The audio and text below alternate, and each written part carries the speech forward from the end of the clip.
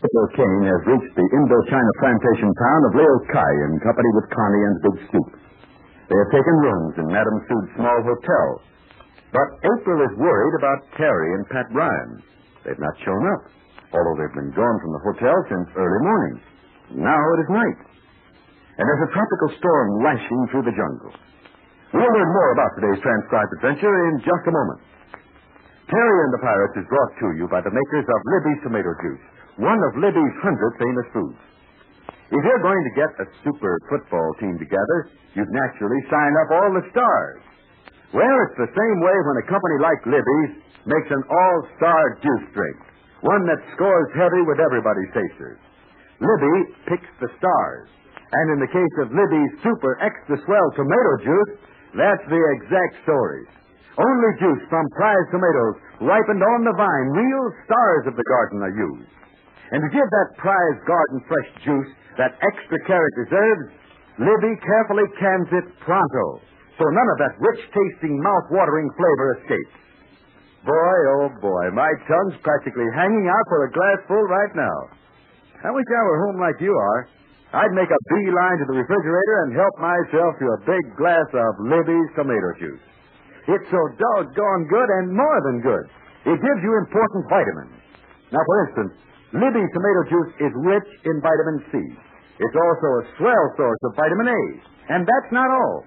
Libby's tomato juice also contains vitamins B1 and G. So make sure you've always got some of this grand-tasting juice in the icebox. It's a pepper-upper the whole family will go for. Now, just be certain Mother asks for Libby's tomato juice. Libbys. Libby's. And now, Terry and the Pirates. Well, April Kane has good reason to be worried about Terry Lee and Pat Ryan. Although she doesn't know it, they have fallen into a sub-basement of an ancient jungle temple and have not found their way out. With no light, feeling their way through the inky darkness, they were in a tough spot. And then Terry suddenly said, "Look, Pat. Isn't that a light just ahead?" "Yeah, just a sliver of light, like it's coming from under a door." "Yeah, it isn't daylight. It's lamplighter." Your guess was right, Terry. We aren't alone here after all. "But that door, who is beyond it on the other side?" "I don't know, but I'm aiming to find out mighty quick." "Let's go easy, Pat." "Plenty easy. Come on. Get that gun out. Stick close to me. We'll ease up close and take a listen at the door." "Okay, but watch your step. We don't want to fall through any more traps."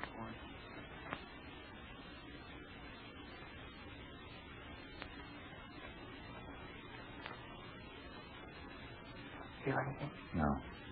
Not a sound. Put your ear to the door. Okay. No, can't hear a thing. Well, now what? I'll try the door. We've been fairly quiet. Go up there, make enough racket to smother any noise we make. Have your Roscoe ready and stand close. I'll turn the iron bolt. It feels like in this darkness. You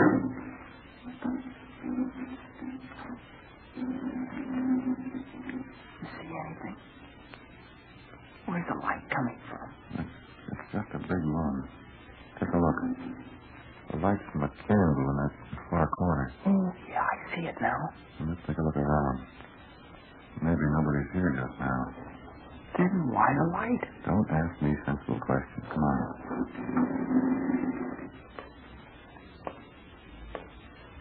There, on that cot. Look there. Somebody's asleep. Or dead. Dead people don't light candles. Yeah, but all this is creepy business. We're in a jungle, Pat, in Indochina. Bourgeois. We're on the Plexus plantation, too. I got my gun ready. What? Who's that? Listen, mister. Haven't you all done enough? Hold on now. Don't reach the artillery. Take your hand away from that gun. Who are you?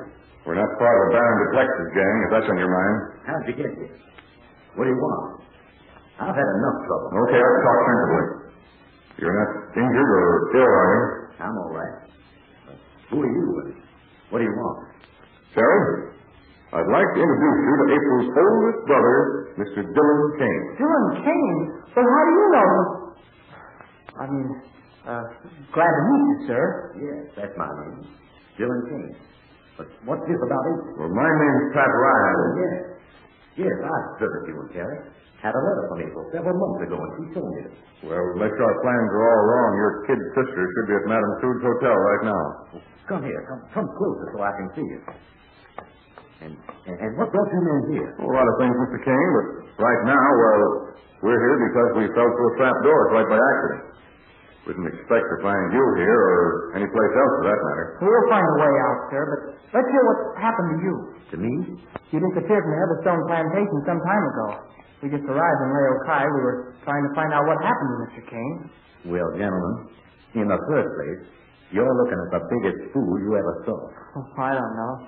If the line forms with the right, and I'm in there, too. Sure, we found this small metal case with your initials on it. Yes. Yes, that's mine. And topside near the temple, we found this cartridge shell. If we'd been smart, we would have figured out that something was wrong about this place. No, you're not the only fool, Mr. Kane. Well, let me explain what happened, Mr. Ryan. Then you'll understand. Go ahead, I'm all ears.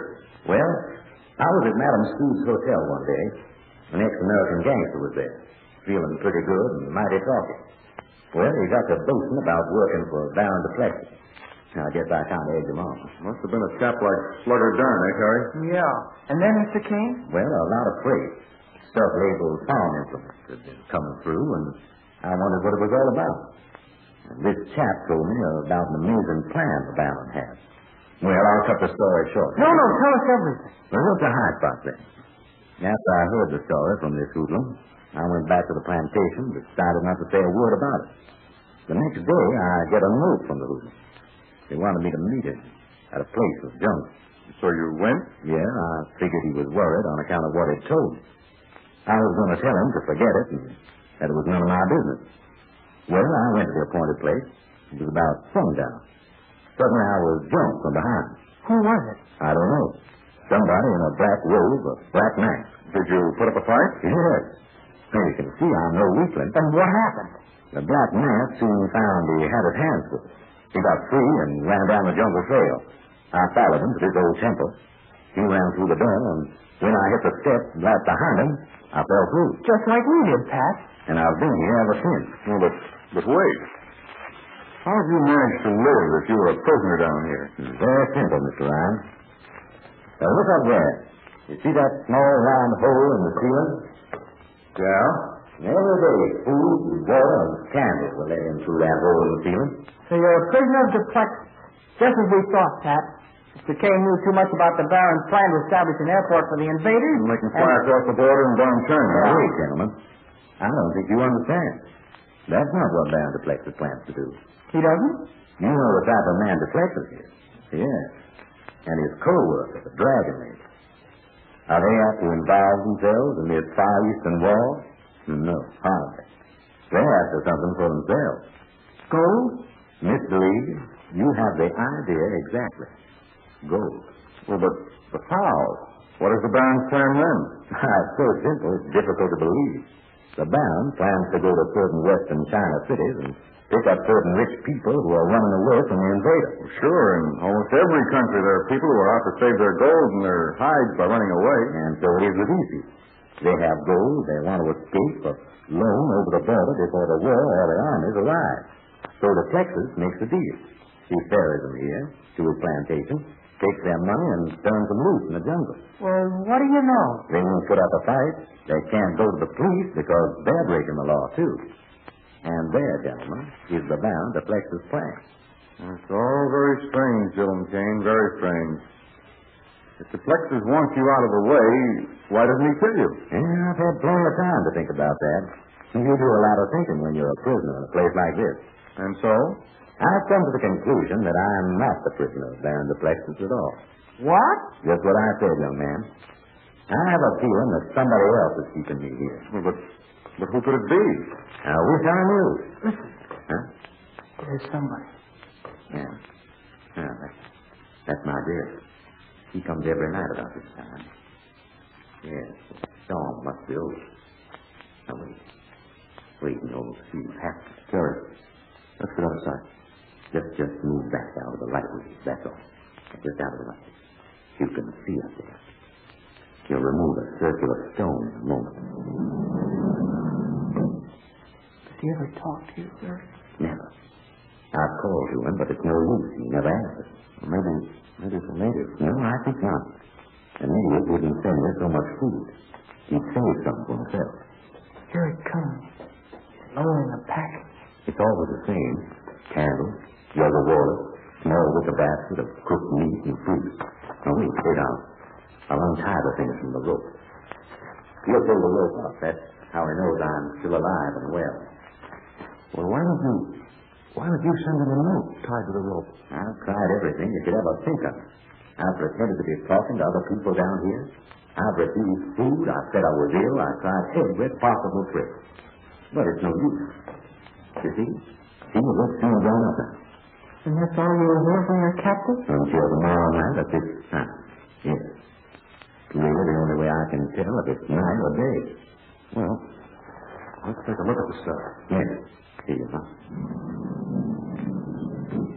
He's closed up the hole in the ceiling. Ryan, you'll find no clue when you examine that food or the container. I've had hours to study the articles. It's no use. Whoever's keeping me here is clever. More clever, I believe, than Brown the Plexus. How about the dragon lady? Unfortunately, I've never encountered the woman. Although I understand she has an interest in the Plexus plantation. Well, she's clever enough for anybody. I can't explain it. But I have a feeling that the Plexus, or the dragon lady, are not keeping me here. It's somebody else. Somebody I don't know. Yes, somebody who knows me. It's all a mystery. Well, we've cleared up one mystery. We found you, Mr. Kane. And we've learned what the Baron de Plexus plans are. But now we're up against another puzzle. Yeah, two puzzles. Now, first, how to get out of here. And second, who has been holding Dylan Kane as prisoner in this tomb? Well, let's attack the first puzzle first. Let's find a way out of here. We got in, and that means we can get out. Well, what's the answer to all this? Well, your answer is as good as mine because mystery and danger always have me up a tree, and I'm no good at guessing. But stand by, and I'll tell you what to look for in tomorrow's adventure. Now, when you ask your mother to get some Libby's tomato juice, why don't you make this suggestion? Why don't you ask her to keep a can or two in the refrigerator all the time? Then you can just dip in whenever you feel like it, and you'll feel like it plenty often. It's so marvelously good. Libby's tomato juice is a wonderful between-meal drink because it doesn't take away your appetite for regular meals. Remember, one way you can help win the war is to buy United States defense bonds and stamps. Well, now that Dylan Kane has been found, let's keep an eye on the Plexus and April Keene and the peculiar Madame C. My guess is that the mystery tomorrow for another chance,